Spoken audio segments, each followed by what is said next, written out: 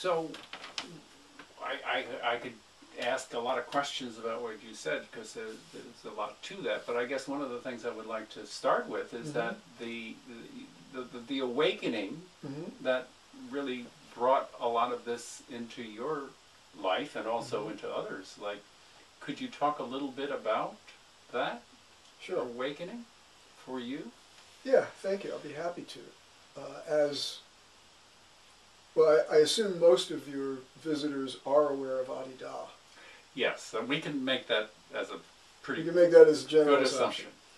So I came to Adi Da in late 1973, although I didn't actually meet him until early 1974, and this was just a little over a year and a half after he began his formal teaching work out in Los Angeles at the time. And I met him and members of his community the first weekend they were at what has now become for some time known as the Mountain of Attention Sanctuary in Northern California.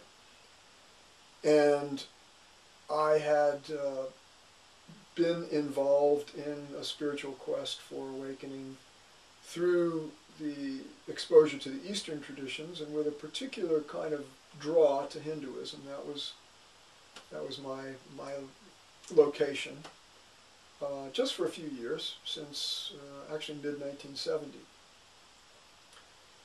So I arrived there to stay in early 1974 and wound up, to cut way ahead here, and you can ask whatever you want about it, but I was with Adi Da for nearly 20 years.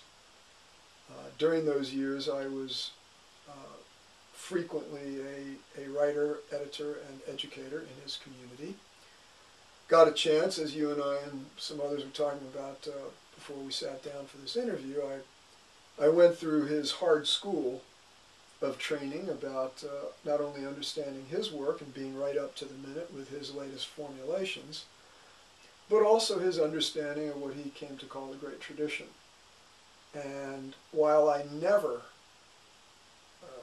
really had the temperament, and in that context would never have had the opportunity to become anything like a serious academic scholar, I certainly had to learn my stuff.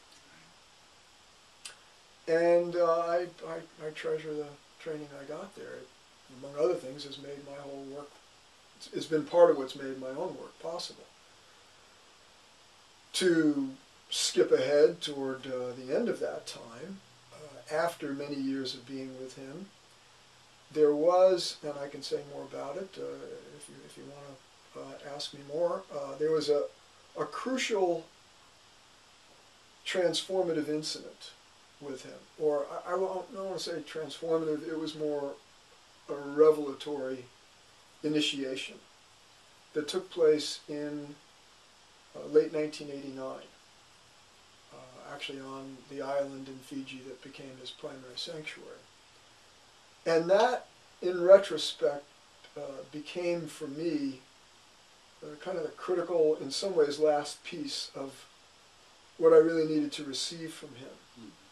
And completing the biography that I was then writing, which is called The Divine Emergence of the World Teacher, as it turned out, became the last piece of my service to him.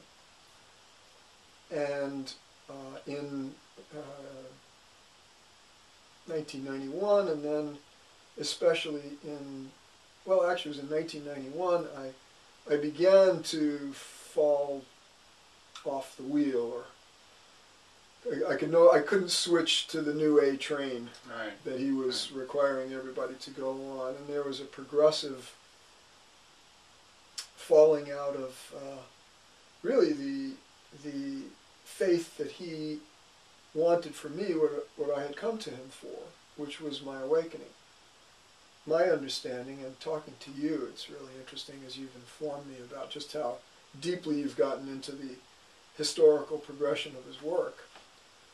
When he began, and in the first book that Terry Patton and I helped edit for him, Garbage and the Goddess, in 1974, pretty sure it's in that book that he says,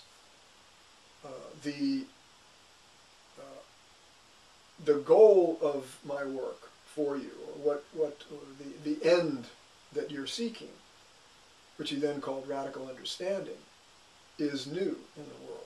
But the means is the ancient means of satsang with the Guru, devotional self-surrender to the Guru. As the years went on, he eventually changed his orientation, and essentially devotional self-surrender to the Guru became the way, the means, and the totality of the process. And he even would say in the later years, a true devotee really doesn't even care if he or she has undergone some kind of greater awakening. It's not of central importance to him or her which stage of life he or she has entered. All that counts is the Guru, and my service to the Guru, my relationship, my communion with the Guru.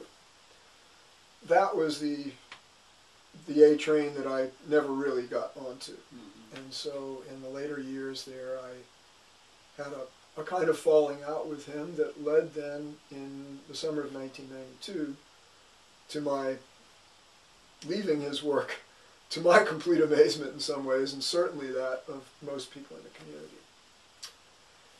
And then what happened, and when I left, you would probably know this better than me, but I'm pretty sure that the warning of hellish karmas for lifetimes for leaving and violating your eternal vows of devotion and surrendered practice to him as the eternal Guru. In my day, that warning, essentially, what can you look forward to but hellish karmas for lifetimes, until you come back begging for mercy and grace again. That was an explicit word that was being presented to people, and as one of the more kind of not exactly inner circle, but one of the closer one of the closer in circles, I frequently would present people who were thinking of leaving with this whole kind of argument myself, so I knew it quite well. And I think my friends realized that there was no point really arguing with me on that score, so nobody tried to keep me from going, and I wasn't kicked out. Mm-hmm. But I'd gotten to a point of recognizing that not only had he long since lost any real hope that I could be among those who might awaken in this lifetime, but I also had now lost faith that he was truly working toward that, and it wasn't sustainable for me to continue as a devotee. And I appreciated that, in a little more earthy language, he would say, you people, you're never doing it. If you're not going to shit, get off the pot. If you're not going to do this, then go do something else. Right. And so I did. Given that I left under that challenge, in some ways it was probably the best thing for me. I knew I wanted to, I didn't know if I would ever be able to even find the feeling of spirit again. Because, in some ways I had to close down. The image I had of myself as I was going was, it's like I closed in around myself and went crawling out like an insect. Mm-hmm. Almost like I was wrapped in asbestos from the fire. And I really didn't know if I would ever even have a sense of authentic spirituality again or any sense of growth. Yeah, no, I hear you. But my hope was that somehow I could still fulfill my dream of awakening in this lifetime. What therefore was really astounding to me was that very soon after I left, through a friend who had been a devotee and had previously discontinued, I was introduced to a circle of shamanic journeying, which, given the training that I had had, shamanic journeying was about as far from anything that could possibly be of transcendental and liberating value as one could seek out and still call spiritual. But I was in free fall. So I began to explore some of this journeying, and it was helpful to me, though, in I would say, a secondary way. It was an important context, and to have people to journey with and to open up psychically. We were using various psychoactive substances. But it was very guided and there's a very dignified specificity. My co-journeyers were quite profound. Many of them were psychotherapists, and serious spiritual seekers themselves. And so it was very helpful to me, and the journey master, the facilitator, had been a friend of Adida's work, a non-practicing, kind of outside appreciator. And he made some very important points to me, such as, what's really happening here is that Adida is now ceasing to be your preceptor and is becoming your example. What he did to realize himself, which was essentially a no-holds-barred, whatever came up to be embraced, if it showed itself strongly, he would go there. I mean, he always made a big point that when he left his human gurus, he always got their permission and blessing. But I already knew from having had some encounters with people in those camps that, yes, that was true, but there was also a lot of unhappy, it's almost like a dysfunctional lineage. Right. A little bit of bad blood there, and that's how it went. So in any case, I felt free to find out however I could what would work. Well, the journeying was helpful, but more primary were that I returned to what had been my great passion when I came to him. I had come from Ramana Maharshi, the sage of modern India, who taught self-inquiry and preached about the heart. And he pointed to a place in the heart that was not the heart chakra, that he said was the true source of, or the seat of divine self-realization. And when I found that Bubba Freejohn, back in the day, was Sir Franklin Jones in his book The Knee of Listening, and then The Method of the Siddhas, he had made much of that same site, medically the source of the heartbeat, the sinoatrial node, and literally the place where life is happening from moment to moment, and also the seat of our spiritual nature. So that's what had attracted me to him, and at the same time, through Ramana's teaching, I had become passionate about the direct investigation of consciousness. So when I left Adida's work, one of the first things that I knew I needed to try was to see if I could reactivate my own exploration of consciousness. And that then became a central piece, and very intentionally so, of the awakening process that ensued. What I wasn't aware of exactly happening, and didn't figure out until after the fact, though it was immediately after the fact of my awakening, which was just a few months later. I left the Adida community in early August of 1992, and in the month of September I went through a significant conversation with the shamanic mentor, because I was afraid I would never be able to get over the whole impact of Adida. I felt like haunted. And he just kind of brushed my concerns aside and pointed out to me, you are going to have to, if you're going to realize identification with consciousness, you are going to have to give up being exclusively focused on other aspects of your identity, such as wanting to be a writer and this and that and the other. And that was all fine. But at the end of that conversation, this was in late September, I said to him, so what I hear you saying is dare to grasp the means of your own realization. And he said, yeah, exactly. And at the time I thought, I've got to do that. Later it dawned on me in retrospect that my being did that at that moment.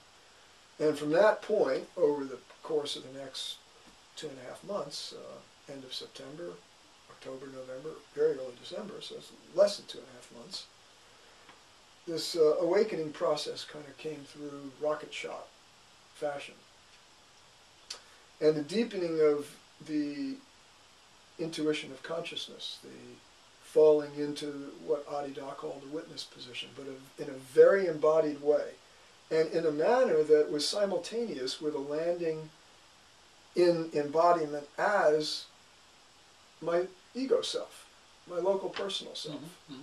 So both happened at the same time, which was a little startling to me, but you know, I was jumping on in. I mean, this is what I mean about the cautionary threat of hellish karmas for lifetimes, which as a Tibetan Vajrayana practitioner, I think he actually took the idea of these eternal vows from the Samaya vows that are used among certain Tibetan Buddhist practitioners. It was certainly very clear to me that there was a great tradition of understanding that you don't casually cut your relationship with a guru. It can really throw you into a tailspin. And I had seen people leave his work who my sense of them, after they had departed, was that they kind of went into almost a backwater of their own soul. Right. Right. You know, they had left, but they couldn't go anywhere forward. And I remember one guy, it was kind of heartbreaking to me, just to digress a little bit about this, but it's relevant. One man, I won't mention any names, but he had left about 10 years earlier, and we got to know one another professionally in some context. And at some point, he knew I was working as a teacher, and I don't know to what degree that might have affected him, but at some point he said to me one day, he says, you know, I went and did a Zen meditation last week. It was the first time I had meditated since I left 10 years ago. And I realized, oh my God, meditation is something I can do for me.